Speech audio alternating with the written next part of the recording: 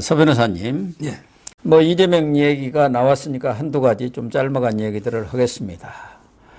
이낙연 전 대표가 장인상을 당해갖고 8일 날 귀국을 해서 지금 조문을 받았는데 이재명 대표도 9일 날 오후에 한 20여 분 이렇게 조문을 한 것 같습니다. 일각에서는 뭐 이낙연이 귀국하면서 뭐 이낙연 역할론 이런 얘기도 나오는 것 같은데 우선 이재명 대표가 조문으로 오는데 아마 이낙연 지지자였던 모양이죠. 무슨 낯짝으로 여기 오느냐. 개딸들 시켜가지고 출당 조치 요구시킨 사람이 여기에 어떻게 오느냐 이렇게 해갖고 좀 봉변을 당했다고 그러네요. 그렇죠. 지금 이제 그때 그 포스터까지 만들었잖아요. 수박 7적. 예, 그렇죠. 수박 7적. 이래가지고 이제 그 수박이라는 게 이제 겉은 파란데 예. 안이 빨가니까 빨간 게 국민의힘이잖아요. 예. 그러니까 이제 그 수박이라 하면서 문재인이 하고 그다음에 이낙연이 이런 식으로 공격을 했죠. 예. 그리고 이제 그 이낙연이를 영구 출당시키게 된다. 그러니까 이러면 이제 영구 그 당원 제명하라고 게시판에 그래요. 예. 예. 이게 올랐는데 끝까지 그러면 그런 거 막아 없애야죠.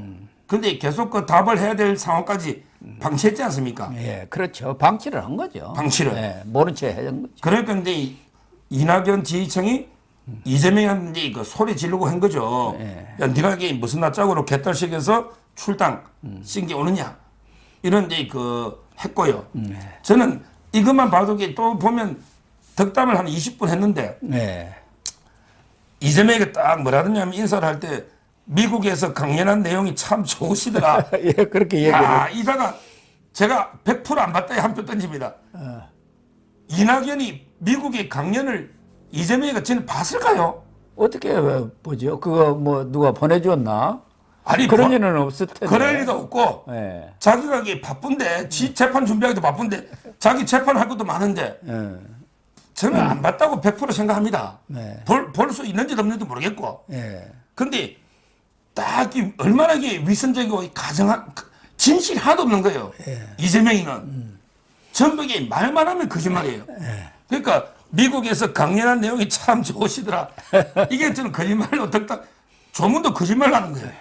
그런 것 같아요. 그러니까 이제 그 이낙연 대표가 4월 달에 남북 통일과 평화에 대한 책을 내고 4월 달에 책을 내고 그다음에 6월 달에 독일에 베를린 가서 특강한 뒤에 귀국한다. 6월 말쯤 26일인가 이렇게 귀국하는 것 같습니다. 이렇게 잠깐 뭐 대화를 나눈 덕담만 아마 근데 그 정치 현안에는 없었고 그러면서 그 이낙연 대표가 뭐랬냐 당을 잘 이끌어 달라 이라고요. 그래서 이제 이재명이 그래 하겠다. 당을 잘 이끌어 달라.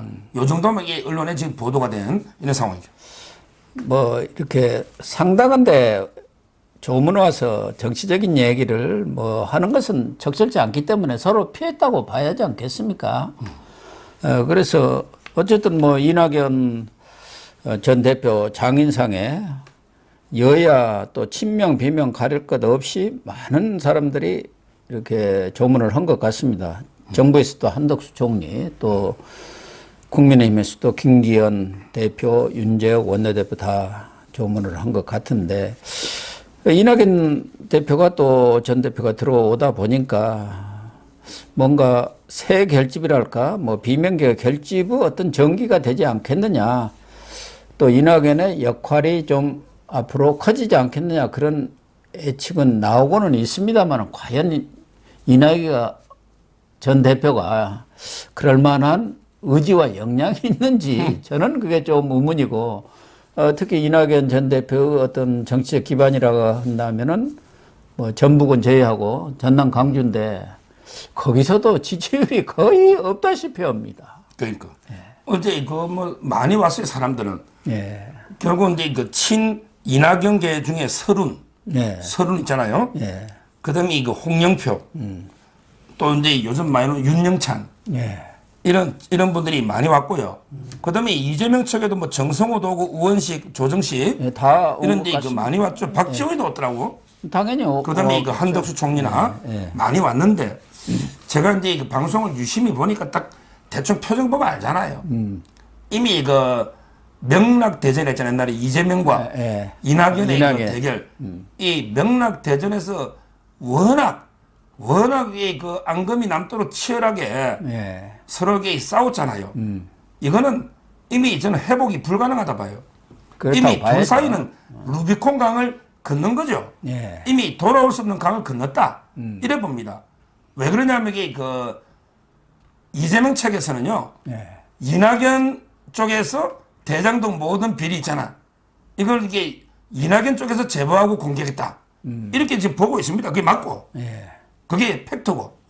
그러니까 근데 이거 이재명 측에서는 이낙연 측하고는 이게 도저히 화해할 수가 없죠. 대장동을 전부 이게 제보하고 다 이게 폭로한 게 이낙연 측이니까. 그 다음에 그 반대로 이낙연 측에서는요. 아무래도 이게 그 이재명이가 워낙 범죄 혐의라든지 지금 사법 리스크가 심하잖아요. 도저히 같이 갈 수 없다. 이래 보고 더군다나 이게 뭐 이낙연도 큰 인기는 없지만 호남에서 이재명이는 뭐 인기가 있습니까? 그렇죠. 뭐 박지원이는 뭐 이번에 그 전주 어뢰 보니까 자기가 이제 밀었잖아. 그때 군수 임정혁 밀었는데. 근데 진보당 후보 강성희한테도 졌지 않습니까? 제가 보기에 이제 뭐 박지원이고 이낙연이고 이재명이고 호남은 지금 이게 크게 인기가 없어요. 흘러간 물입니다. 완전히. 호남에서는 새로운 인물이 나오지 않는 이상은. 뭐 따라서 이제 저는 이재명과 이낙연은 다시는 회복할 수 없는 사이다. 이렇게 보이고요. 그래도 이제 그 대안 1순위 아닌가. 왜냐하면 이게 이제 이재명이가 만약에 뭐 역구속이 되거나 사법 리스크로 꼬꾸라지면 그래도 이게 대안 1순위 이낙연, 그 다음에 정세균, 뭐 김부겸. 뭐 이 정도가 이게 대안이 김경수는 떠나버렸으니까 외국으로 이미 사면도 안 됐고요. 이 정도 아닌가 보입니다. 그런데 지금 박지원이는 이재명이가 연말쯤이나 이렇게 물러나면은 비대위원장 맡을 생각으로 지금 몸을 지금 풀고 있다는 얘기도 있어요. 그러니까 이 세 사람은 뭐 이재명이가 그 사람한테 줘봤자 자기한테 무슨 덕이 되겠습니까? 정치적으로 덕이 안 되니까 호위무사인 박지원이를 비대위원장 시킬 가능성이 크다고 봐야죠. 만약에 물러나는 일이 생기면은. 그런데 이재명이는 아마 끝까지 당대표적으로 끝까지 유지하지 않겠냐. 자기는 그런 뭐 욕심이죠. 욕심인데 아마 이제 힘들 거예요. 왜 그러냐면 이게 구속이 되고 안 되고를 떠나서 구속이 되면 당연히 안 되는 거고요. 떠나서 이제 이미 기소가 됐지 않습니까? 대장동하고 위례하고 FC가.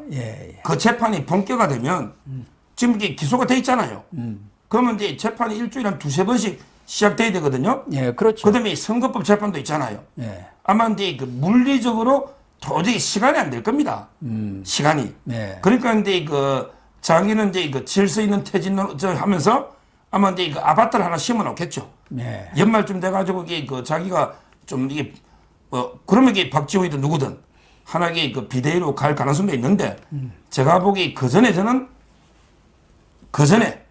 4, 5월 달 이미 다시 체포영장이 오면 이재명에게 자기는 질서 있는 퇴진이 아니고 그냥 이게 강제로 사법 리스크에서 꼬꾸라진다. 이렇게 저는 보고 있어요.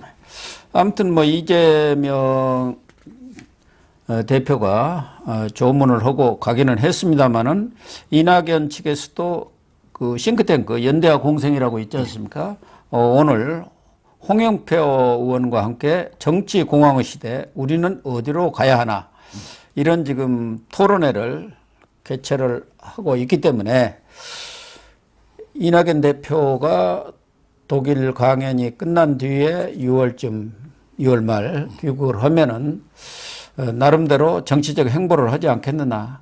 그러나 서른 의원 같은 경우는 아직 시간이 많고 또 여러 가지 해야 할 일이 있기 때문에 서두를 필요는 없다. 당장 뭐 이낙연 대표가 총선을 지휘할 그런 입장도 아니고 2027년까지는 시간이 많기 때문에 서두르다 보면은 또다시 지난번과 같은 우를 범할 가능성이 있기 때문에 천천히 어떤 특별한 계기가 마련될 때까지 기다리는 게 최선의 방법이다 이렇게 얘기하고 있는데 서른 의원의 얘기가 맞는 것 아닌가 하는 생각도 듭니다. 그런데 밑으로는요.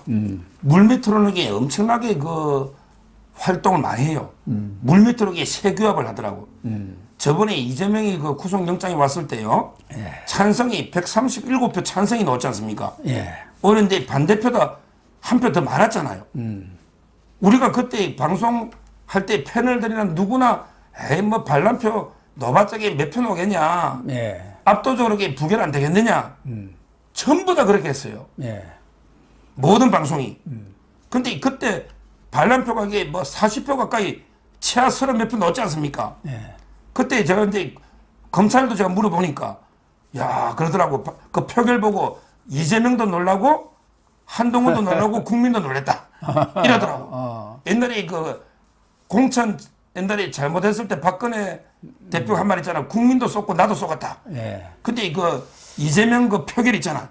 이걸 보고 이재명도 놀랐고 이재명도 이게 반란표 이름 많이 넣나? 잘 놀랬잖아. 그 표정 보십시오. 완전히 뭐 씹은 표정이었잖아. 근데 한동훈도 놀랬대. 야 이렇게 많이 놀 줄.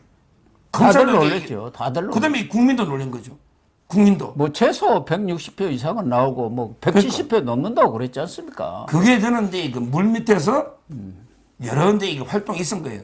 지금 이게 반 이재명 세력들이 수면 위로 막 떠들고 이러면 이게 다 개딸려 공격을 당하니까 그렇게 안 합니다. 근데 자기들끼리 조용히 이제 사발통문 돌리듯이 자기들끼리 의사소통하면서 이렇게 세미나도 하면서 이렇게 세를 규합하는 거예요. 그리고 이제 결정적일 때 이재명 난리는 따라서는 물 밑에서는 상당히 활동을 많이 하고 있다 봐요. 예, 그런 것 같습니다. 다만 뭐 이낙연 전 대표는 외관상은 조용히 침묵을 지키면서 이렇게 자기의 그 스탠스를 유지해 나가는 그런 작전을 펼 것 같습니다. 그리고 밑에 사람들이 움직이는 그런 모습을 보이지 않을까 이렇게 보여집니다.